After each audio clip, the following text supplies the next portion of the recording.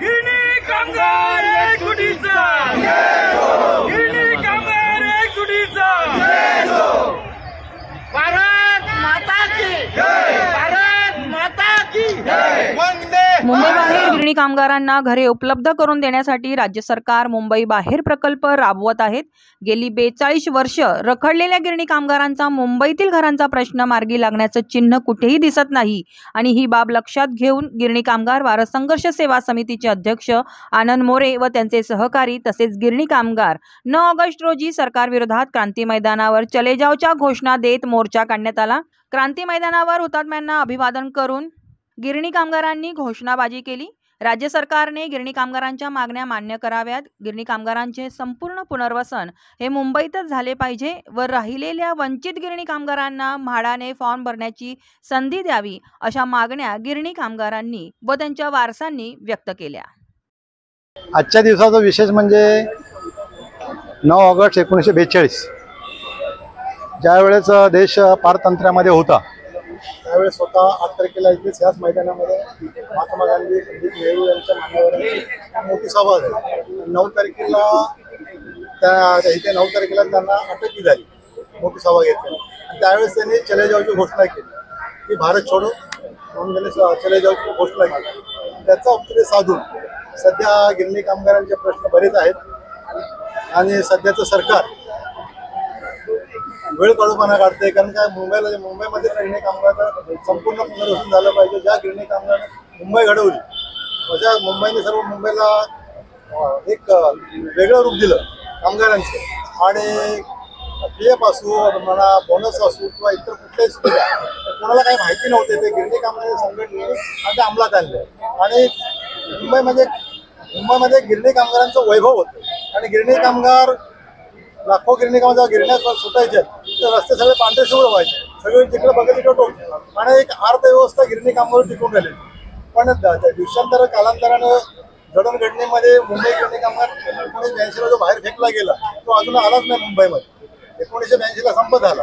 त्या संपाला अजून तो संप पण मिटला नाही. पण माझा म्हणण्याचा उद्देश आहे की जे गिरणी कामगार 1.5 लाख गिरणी कामगार आहेत त्यांना जर त्यांचं मुंबईमध्ये घर दिलं आणि मुंबईमध्ये संपूर्ण पुनर्वसन झालं तर पुन्हा एक मुंबईमध्ये मराठीचं अस्तित्व निर्माण होईल आणि मराठीचा जो टक्का घसरलाय तो पुन्हा एकदा मुंबईमध्ये होईल. आणि ज्या गिरणी कामगारांनी 40, 45, 50च्या डिग्रीमध्ये टेम्परेचरमध्ये काम केलं, 2-2 वेळा बनीन पिळत होता, त्या गिरणी कामगारांना तुम्ही मुंबईच्या बाहेर फेकलाय आणि तो GR काढलाय 15 मार्च 2024ला जो GR काढला त्या GR मध्ये उल्लेख लिहिलाय.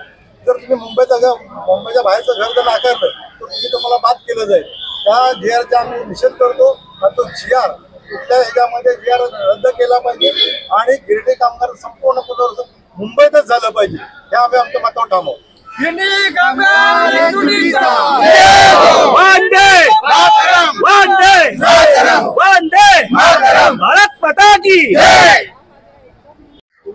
मुंबई संपूर्ण पुनर्वसन झालं पाहिजे. जर त्याला मुंबईमध्ये घर लागलं तर त्याला नोकरीची गरज आहे. ज्या ठिकाणी ज्या आता मध्ये मॉल उभे राहिलेत, IT पार्क उभे राहिलेत, बँका उभे राहिलेत, तिथं प्रथम प्राधान्य गिरणी कामगारांच्या मुलांना दिलं पाहिजे, वारसांना दिलं पाहिजे. दुसरी गोष्ट म्हणजे आपले आमचे काही बांधव त्यांच्याकडे डॉक्युमेंट नसल्यामुळे काही प्रॉब्लेम नसल्यामुळे फॉर्म भरण्यापासून वंचित राहिले, त्यांना एकदा भरायला पुन्हा एकदा चान्स दिला पाहिजे. आणि दुसरी गोष्ट आता सरकारकडे मला वाटते 20 सप्टेंबरला आचारसंहिता लागते, तर त्याच्या अगोदर जर सरकारने आमच्या मागण्या मान्य केल्या नाहीत, त्याच्या मागण्या आहेत, आमच्या काही जास्त मागण्या नाहीत. 1.5 लाख गिरणी कामगारांना मुंबईत पुनर्वसन झालं पाहिजे, नोकऱ्या मिळाल्या पाहिजे, तो वंचितांना पुन्हा एकदा चान्स दिला पाहिजे राहिले. आणि जर मागण्या मान्य नाही केल्या तर आम्हाला वेगळा पवित्रा यावं लागेल.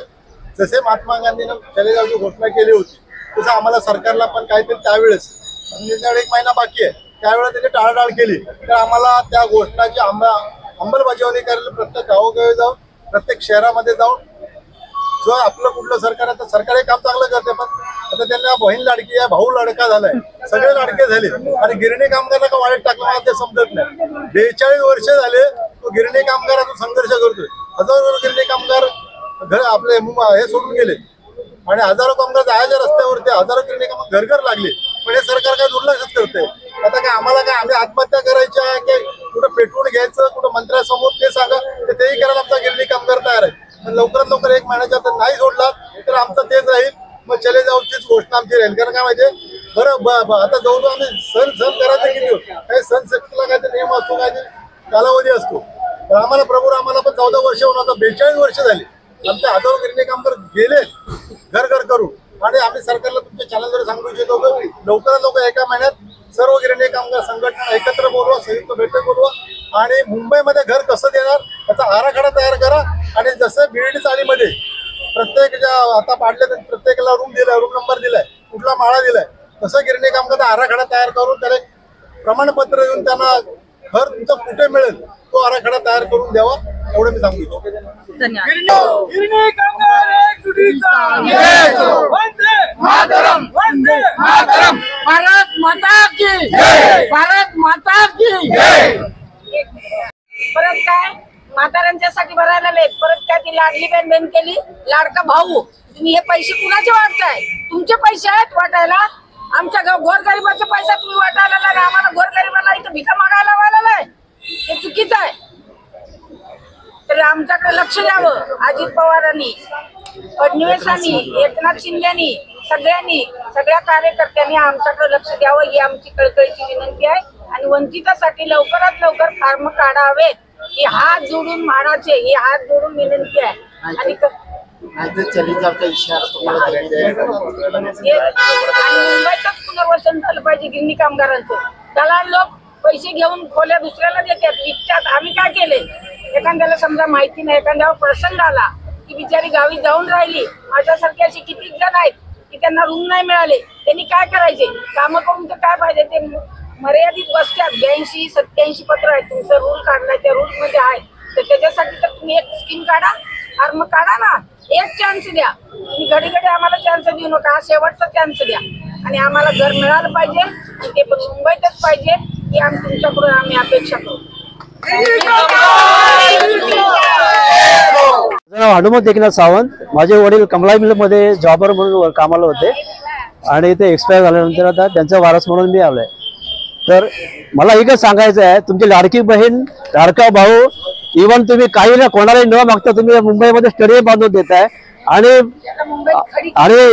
मुंबईमध्ये स्टेडियम बांधून देताय आणि कोणालाही न म्हणजे गिरणी कामगार इतक्या वर्षापासून झगडते. आम्ही आमच्या स्वतःला, आमच्या वडिलांना घाम घालताना बघितले, त्यांचे कष्ट आम्ही बघितले लहानपणापासून. तर आम्ही इतके वर्ष झगडतोय, त्यांचे स्वप्न आम्हाला पूर्ण करायचं आहे. म्हणून आम्ही सर्वांना कळकळीची विनंती आहे की तुम्ही एसआरए जर त्यांना रूम देताय, इव्हन म्हणजे परप्रांतीय इथे येऊन झोपड्या बांधतायत आणि त्यांना तुम्ही फुकटात रूम बांधून देतायत. आणि आमचे वडील आम्ही इतके वर्ष मुंबईमध्ये राहिलेलो आहे आणि आम्हाला तुम्ही मुंबईच्या बाहेर टाकताय, हे बरोबर नाही आहे. याचा अर्थ आम्हाला कळकळीची विनंती आहे, तुम्ही आम्हाला मुंबईमध्येच फुकटात आम्हाला घर पाहिजे, बस एवढंच आमची विनंती आहे.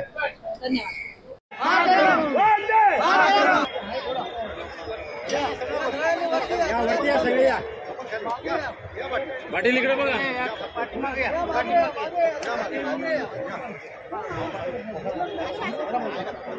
गिरणी कामगार एकजुटीचा, गिरणी कामगार एकजुटीचा. भारत माता की जय, भारत माता की जय. वंदे मातरम, वंदे मातरम, वंदे मातरम.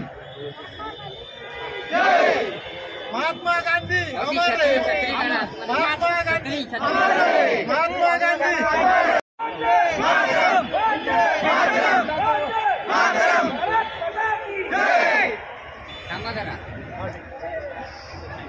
गिरणी कामगार एकजुटीचा, गिरणी कामगार एकजुटीचा. भारत माता की जय, भारत माता की जय. वंदे मातरम, वंदे मातरम, मातरम. थोड़ा खाली गया. वंदे मातरम, वंदे मातरम. गिरणी कामगार एकजुटीचा, गिरणी कामगार एकजुटीचा. भारत माता की जय, भारत माता की जय.